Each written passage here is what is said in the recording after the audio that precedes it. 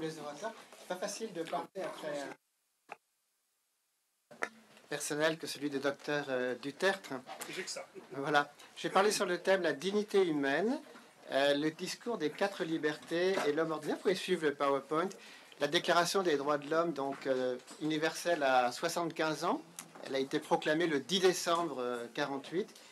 Et parmi les thèmes qui la composent, il y a ces 3 thèmes. Le thème de la dignité humaine, des 4 libertés et de ce qu'on a appelé l'homme ordinaire. Alors, on reproche parfois au texte fondateur des droits de l'homme d'être assez anonyme. Tout à l'heure, le docteur Dutertre disait que comment un homme peut-il torturer un autre homme les yeux dans les yeux? C'est-à-dire ce côté personnel. Vous voyez le visage du mal absolu. Mais les droits de l'homme, au départ, c'est vouloir du bien à son prochain. C'est le fondement de la dignité humaine. Et ce qui nous agace parfois dans les textes, c'est qu'ils sont trop juridiques. C'est il, eux, l'humanité en général. C'est assez abstrait. Et donc, il faut se rappeler que les droits de l'homme, au départ, ont une dimension très personnelle. C'est ce que j'appelle la première et la deuxième personne du singulier, le contact entre toi et moi. Souvenez-vous que dans la Bible, le Dieu, le Créateur, tutoie l'être humain. Et Abraham s'adresse à Dieu en lui disant « tu ». Et ça, c'est le fondement, en fait, des droits de l'être humain. Ce sont des relations de personne à personne, ce que Eisenhower appelait « people-to-people diplomacy ». Il y a bien sûr les États, il y a l'ONU, on a parlé de ça, des manquements. N'empêche que tous les jours, je peux respecter ou pas les droits de mon prochain. Le principal problème des droits de l'homme, je dirais que c'est moi-même, ce n'est pas forcément les institutions. Alors, la dignité humaine a été codifiée par Kant. Il reprend un peu l'idée de « faites aux autres ce que vous voudriez qu'ils fassent pour vous ». Il dit « agis uniquement d'après une maxime telle que tu puisses vouloir en même temps qu'elle devienne une loi universelle ». Il ne faut pas prendre la Déclaration universelle des droits de l'homme pour un texte juridique. C'est un texte de la conscience morale universelle. Après, il y a des institutions, c'est vrai. Mais au départ, c'est un texte qui s'adresse à notre conscience. On peut déplorer les manquements des institutions, mais il y a beaucoup d'ONG qui ont leur voix à l'ONU. Il y a beaucoup d'êtres humains qui font de la diplomatie et qui font avancer les droits des êtres humains. Alors, Kant dit aussi autre chose, agis de telle sorte que tu traites l'humanité aussi bien dans ta personne que dans la personne de tout autre, toujours en même temps comme une fin et jamais simplement comme un moyen. Alors, nous traitons parfois les autres comme des moyens, lorsque, par exemple, nous les réduisons à leur idéologie. Tout à l'heure, le docteur parlait, on dit un Afghan. Mais ce n'est pas normal, en fait. Il faut avoir un regard personnel. Une personne n'est jamais réductible à un ensemble de facteurs. L'autre nous étonne. Et c'est vraiment cette interrogation qui doit être là. Alors, Eliane Bécassé, justement, je pense que quand elle est devenue maman, c'est dans un roman, elle parle de ça, l'impératif catégorique s'abattit sur moi, aussi tranchant qu'un couperet, j'étais responsable d'un autre que moi. Voilà, être responsable d'un autre que moi, pour moi, c'est ça la définition des droits de l'homme. C'est pas juridique, c'est pas des déclarations, etc. C'est une affaire de conscience, c'est la voix de la conscience. Alors, cette idée a été codifiée, c'est vrai, dans la Bible. Alors, vous allez me dire, oui, mais ça a été tellement déformé. Je suis bien d'accord, il y a eu énormément d'hypocrisie, on ne peut que le déplorer. Mais au départ, ce commandement d'aimer son prochain comme soi-même, dans l'idéal, nous devrions avoir la même relation mystique avec autrui que celle que nous avons avec notre Créateur. Vous allez dire, oui, non, mais on est tellement loin de ça, on n'est pas des saints quand même, je sais bien. Mais il y a des moments, si vous voulez, où vous entrez en communion avec quelqu'un d'autre. Et parfois même avec une personne que vous n'aimiez pas au départ. Nous avons tous vécu ces moments-là. Ça ne nous empêche pas d'être des vauriens par ailleurs. Mais nous avons tous des moments de sainteté où on sent qu'on est appelé à faire beaucoup de bien. Et donc la Bible s'adresse sous la forme d'un commandement. Tu aimeras, bon, c'est pas une affaire de raison, c'est une affaire de volonté et de cœur. Vous allez dire, oui, mais ça c'est très transcendant, ça, il faut croire en Dieu pour faire ça. Alors, c'est pour ça que ça a été rééquilibré. Il y a aussi l'apport d'Athènes. Les Athéniens ne sont pas des gens qui invoquent Dieu. Ils disent que les droits de l'homme, c'est une affaire purement de droit naturel. Nous sommes des êtres en société, nous sommes des êtres de raison. Eux, ils ne parlent pas de agapé, l'amour, etc. absolu. Ils parlent de philia. Simplement, c'est voilà, l'amitié entre les êtres humains. Ça ne va pas forcément très loin, c'est la négociation, etc. Mais c'est ce qui fait qu'on est citoyen. Au jour le jour, on s'entraide. c'est presque naturel. C'est la conscience qui veut ça. Bon, vous savez que la démocratie athénienne, elle était limitée aux Athéniens. Hein, c'était pas, ça ne comprenait pas les esclaves. Alors, nos droits de l'homme occidentaux sont héritiers des deux traditions, à la fois de Jérusalem et d'Athènes. Thomas d'Aquin avait essayé de combiner les deux, mais vous savez, au Moyen-Âge, c'était très difficile d'établir une société des droits de l'homme. C'était féodal, en fait. Et c'est à partir de la Réforme et de la Renaissance que l'idéal des droits de l'homme s'est établi petit à petit, avec justement les progrès de la démocratie, parce qu'il est évident que la sainteté ne suffit pas. Il faut aussi, c'est vrai, un cadre institutionnel. Il faut un cadre politique. Il faut établir la démocratie, y compris économique. Sinon, les grandes déclarations comme ça, morales, ça ne va jamais très très loin. Hein, c'est pour ça qu'à un moment donné, on a eu des révolutions, même violentes parfois, pour dire il faut les appliquer, ces droits. Il ne faut pas simplement que la conscience soit là. Il faut un cadre juridique. Hein. Alors, je voudrais maintenant parler des 4 libertés. C'est le grand discours de Roosevelt en 1941. Il est face au nazisme, les Américains viennent de rentrer en guerre, il y a le stalinisme aussi.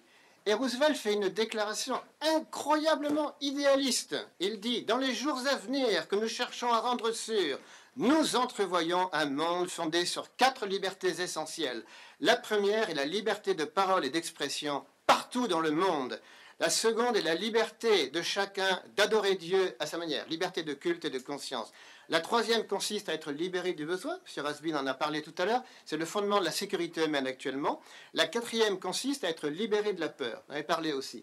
Donc le discours sur la sécurité humaine, en fait, reprend les 2 dernières libertés de Roosevelt en escamotant les 2 premières, ce qui personnellement me gêne. Alors, on distingue souvent, ça c'est un peu technique, ce qu'on appelle les libertés positives, le droit de, ou encore le droit-liberté, droit d'expression, droit de culte. Ça, c'est la tradition anglo-saxonne. Bon, on a critiqué les anglo-saxons aujourd'hui, c'est de bonne guerre. D'accord, il faut quand même les défendre. Hein. Il y a quelque chose de très bon dans les législations anglo-saxonnes, la vie parlementaire britannique et américaine, etc. D'ailleurs, nous sommes contents d'avoir aussi la liberté de conscience et de culte en France. Ça veut dire pouvoir agir de son plein gré, mais pas faire n'importe quoi non plus. Ces droits et libertés sont accompagnés de responsabilités. C'est ce que Isaiah Berlin appelait être son propre maître. Vous avez aussi la liberté négative, les droits à ou les droits créances, c'est-à-dire droit au logement, droit à l'alimentation, droit à la santé. Ça, ce sont des droits qui sont octroyés par l'État. Dans le premier cas, vous dites à l'État, hey, te mêle pas de mes affaires, d'accord? Tu restes à ta place, tu me laisses penser comme je veux. Dans un autre cas, vous dites à l'État, au contraire, occupe-toi du prochain. Il y a quand même des gens qui souffrent, il y a des gens qui sont à la rue, il faut les aider. La liberté seule ne va pas y arriver. Donc ça, c'est la grande tradition de la Révolution française. Donc vous avez 2 représentations de la liberté, la statue de la liberté à New York, la représentation de Delacroix. Et Isaiah Berlin appelle ça « n'être esclave de personne ». On a besoin des deux. Hein. Souvent, le discours des droits de l'homme est très militant. On se bat contre les privations des droits de l'homme. Mais il faut faire aussi avancer la liberté positive, que les gens, même s'ils ne sont plus torturés dans leur pays, ils puissent s'exprimer librement, ils puissent adorer Dieu librement. Il faut aussi aller vers les libertés positives. Alors, ce discours des 4 libertés a été prononcé par Roosevelt. Ça a créé un immense mouvement populaire aux États-Unis. Il y a eu énormément de monuments aux 4 libertés, j'en montre quelques-uns. Il y avait aussi un drapeau. Et surtout, il y a les fameuses peintures de Norman Rockwell. Vous savez que c'est le peintre officiel des Nations Unies. Dans la salle du Conseil de sécurité, vous avez sa grande fresque. Alors, Rockwell a peint les 4 libertés d'une façon que je trouve émouvante. Voilà sa représentation de la liberté de culte. Aucun édifice religieux, aucun texte sacré, rien de dogmatique. Vous voyez des visages recueillis. Dire oui, mais il n'y a aucun noir là, il n'y a aucun jaune, donc ça ne me plaît pas. Bon, vous avez raison, c'est des blancs, c'est vrai. C'est une façon un peu américaine de voir.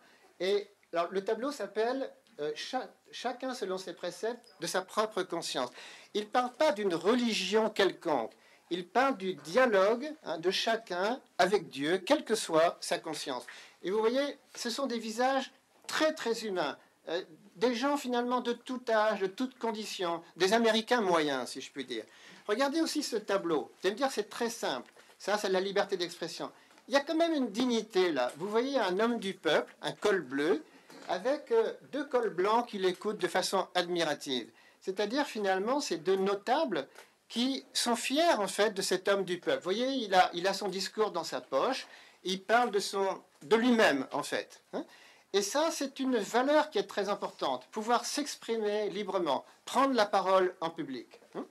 Après, regardez comment Rockwell peint se libérer de la peur. L'Amérique est en guerre, les soldats sont partout sur 2 fronts, en Pacifique et dans l'Atlantique. On aurait pu imaginer qu'il allait représenter des armées, des toutes puissantes, des chars, en disant, voilà, nous, on défend la liberté. Pas du tout. Il représente une scène de la vie civile, un papa et une maman qui bordent leurs enfants. C'est très personnel, c'est familial. Alors pour lui, la base de se libérer de la peur, c'est le foyer stable. Tout à l'heure, M. Miard disait que les droits de l'homme sont assez individualistes, c'est vrai. C'est parce qu'on oublie les valeurs familiales. Mais il ne peut pas y avoir de cohésion sociale sans foyer familial solide. Et ça, Rockwell le montre, alors d'une façon presque naïve. Vous allez me dire, oh, c'est trop mignon, ça, c'est trop chou, c'est un peu trop adorable. Oui, mais n'empêche que c'est important quand même. Alors regardez aussi se libérer du besoin. Là aussi, il aurait pu montrer des grosses usines crachant des flammes, produisant à qui mieux mieux. Pas du tout. Il peint des Américains ordinaires, c'est Thanksgiving, 3 générations. C'est une richesse qui est non matérialiste. Ce sont des gens qui partagent des choses qu'ils aiment avec leurs proches. Il y a 3 générations de familles toutes simples. Alors justement, j'en viens au dernier thème. Dans un discours de 1942, le vice-président américain, qui s'appelait Henry Wallace, il a saisi le pupitre du Waldorf Astoria à New York, et il a dit, je vous annonce la naissance du siècle de l'homme ordinaire. Il a dit, voilà, on a souvent dit que ce serait bientôt le siècle de l'Américain. Il dit, pas du tout, je vous annonce le siècle de l'homme ordinaire. Et par là, je pense que c'est une version un petit peu laïcisée de ce qu'on a appelé le prochain. Il veut dire que le principal pilier des droits humains, désormais, ce seront les êtres comme vous et moi. Et dans son discours, il dit, cet homme ordinaire, je le vois en marche partout, y compris en Russie, en Chine et en Inde. Imaginez un Américain qui s'adresse comme ça, de la bonne bourgeoisie américaine. À l'époque, ça décoiffait un peu. Alors là aussi, ça a été un thème populaire. Peut-être vous connaissez la fameuse Fanfare for the Common Man, la fanfare de l'homme ordinaire, composée par Aaron Copland. Il a composé l'un de ses plus beaux morceaux. C'est un morceau pour cuivre et percussion. Et c'est un hymne à l'homme ordinaire. Alors, comme conclusion, il est vrai que à l'ONU, c'est le bazar, je suis bien d'accord, il y a beaucoup de choses à réformer. Reste que nous, les gens ordinaires, nous tous qui sommes dans cette salle, nous pouvons faire avancer les droits de l'homme. Merci beaucoup.